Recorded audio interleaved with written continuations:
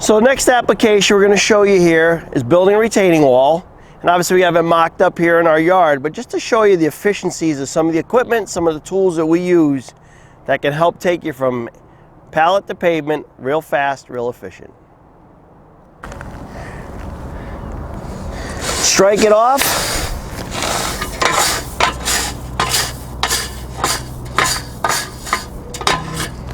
Perfect level setting bed every time. Using our laser rod, I'm going to run down through my base and make sure it's beeping slow, which indicates that I'm obviously low. I want it about 1 inch or 3/4 of an inch low. So I just run down my laser, make sure it's beeping slow. If I have any high spots, I'm going to want to cut those out. Just running down through, checking that. Make sure it's all beeping low. Next, I'm going to grab my wall screed system, and I'll show you how that works. Using our wall screed, again, this is 4 pipes, 15 linear feet of chain.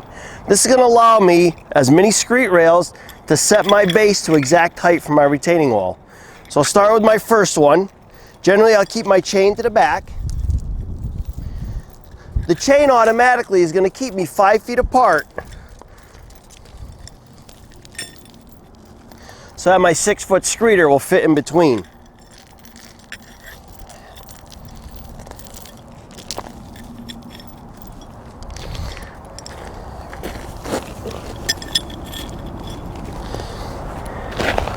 Next, I'm going to check them with my laser. So my laser would be set at finished grade. Laser and a hand tamp. I would start down this end. Again, I added 1 inch pipe on top of my base that was about 1/2 inch or 3/4 inch low. So again, now I'm going to give myself a high, fast beep. Beep, beep, beep, beep, beep, beep, beep. And I'm going to tamp this down until I get a beep solid. And I'm going to go to my next side. Tamp this, beep, solid, go to my next one, tamp, tamp. And again, if my base is super hard on a dense grade base, I may have to take the edge of my hand tamp, like this, just a little trick, and just dig it down in, set my pipe back in that groove. So just a little trick, and then you can pad it up with your number 8 stone also, if you got to build up even a little higher. Get all 4 pipes set. Then it's simply a matter of grabbing my 6-foot straight edge with my level on it. I can just strike that off. Real fast, real easy with my number 8 stone.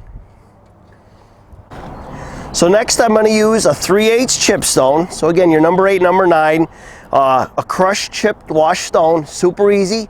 Some of your manufacturers, or some of your distributors I should say, they may actually even bag this. So one single bag generally will do about 8 to 10 feet. So if I'm doing an 80-foot wall, literally I'm going to put on my order sheet when I get my product at my job site, I'm going to put I need 8 bags of number 8 stone.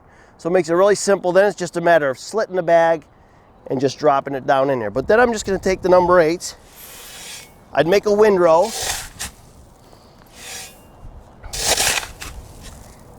Again, normally I'd be working out of a wheelbarrow or out of my bucket of my machine.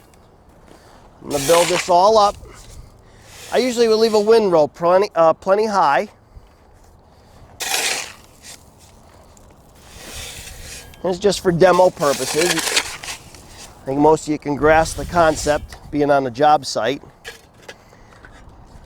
And then grabbing my level, it's just a matter of striking it off, getting it on those pipes.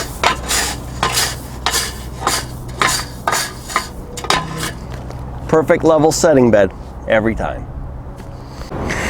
So I thought I'd just run through our BL180, great little tool for picking all different kinds of blocks and products, built mostly for retaining walls, but it has an auto latch ratcheting system here where I just can push it down to whatever block I want to pick, and it just opens back up. I also have a pin here that I can lock it when I get to a specific width of a product. So for this example, I hold the head here. All I'm going to do is simply push this tight. That has me at the right height of picking this product. So when I get to that point, I can simply put my pin in, and now if I'm operating this, say off my excavator, off my chain, and I bump it or something, it's not going to change the adjustment. where if I bump that without the pin in place, obviously it's going to ratchet shut and then you're going to have to reset it again. So the nice part about the clamp is I can do it either by hand, or I can do it with the machine. So I got these two options. So I can hang it here, I can get on my product, and I can just show you a little bit the efficiency of using this product or this tool when you're setting your base course.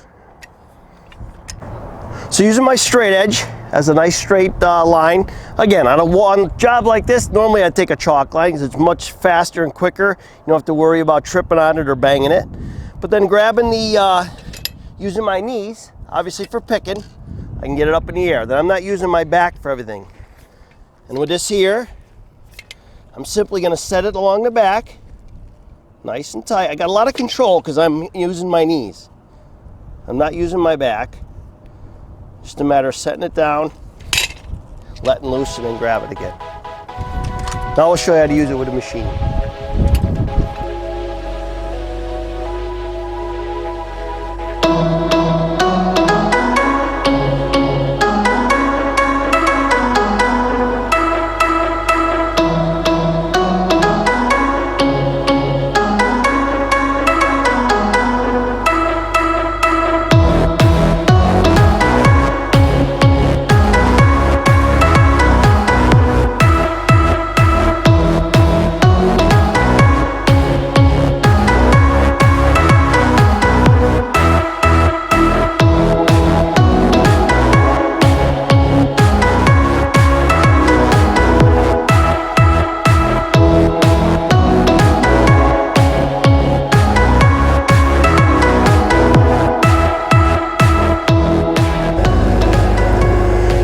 So you're probably wondering why I'm doing just one block at a time, but when you're doing your base course with a chain and a guy on obviously running the clamp, this gives you the control you need to set your blocks exactly where you need them, and there's virtually no physical strain here at all.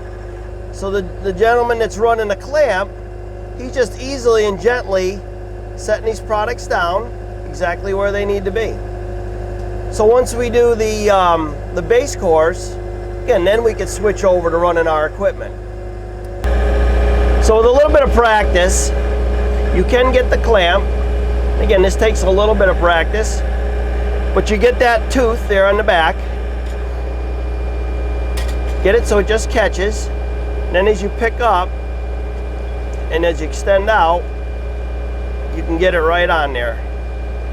Again, you got to get the arm all the way down and then drag it forward.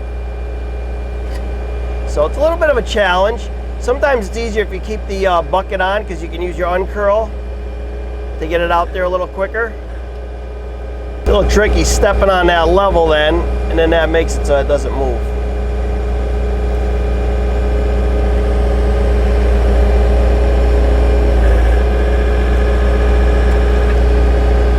Kind of shoot for that center spot, hanging your chain right there. Again, you do a little bit of banging around. You got to get the arm all the way down, and you got to go straight out to drag it on that flat pad. And you drop it down, and you're back up again.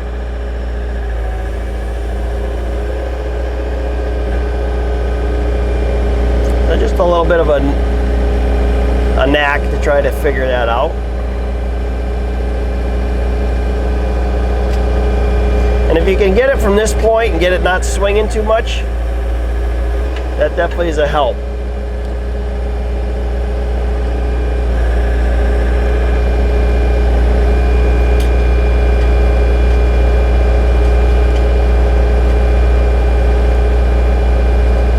Again, you got to get that arm all the way down. Otherwise, it's not going to go. Then you drag it past. And then back up straight as you can.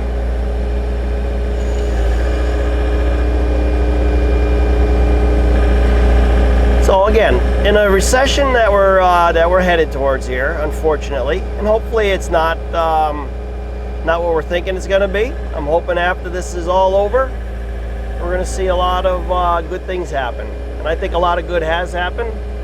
As Americans, we're pretty resilient to hard times. We've gotten through a lot before, I think we'll get through it again. But these are ways that we can combat the labor shortage, and hopefully this can be a help.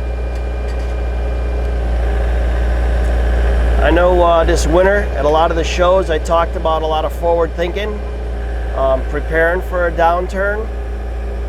So simple tools like this, you're not talking a huge investment with a tool like this, and obviously has a 3-year warranty, as all our clamps do.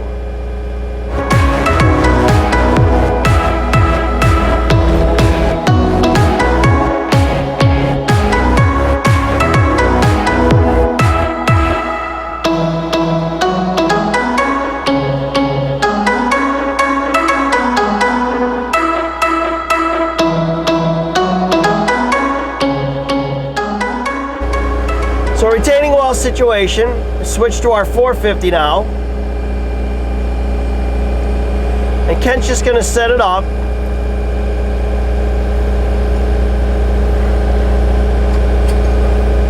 So you pull the pins.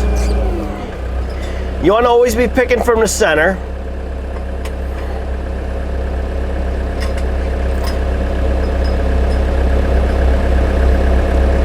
So then I can grab it and just make sure that this is right.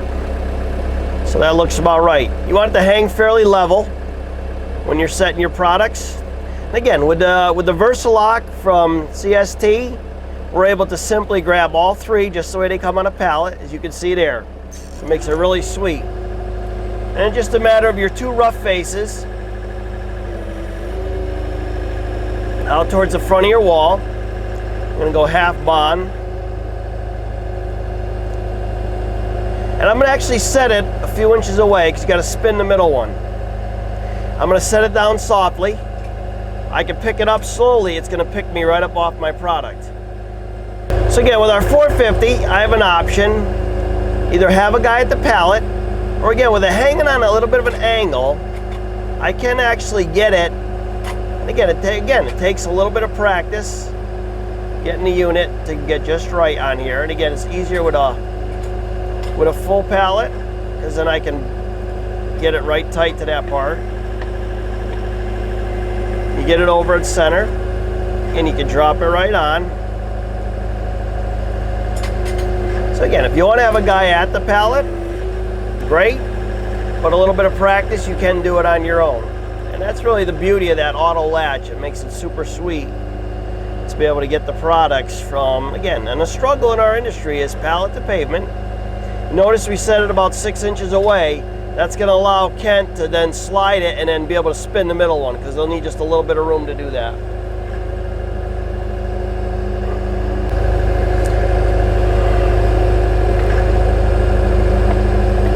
So again, I got a full row now, and again, I probably should twist my chain around because it would help me. On a short chain like this, makes it a little bit of a challenge. You want to have your chain kind of lined up in the right direction.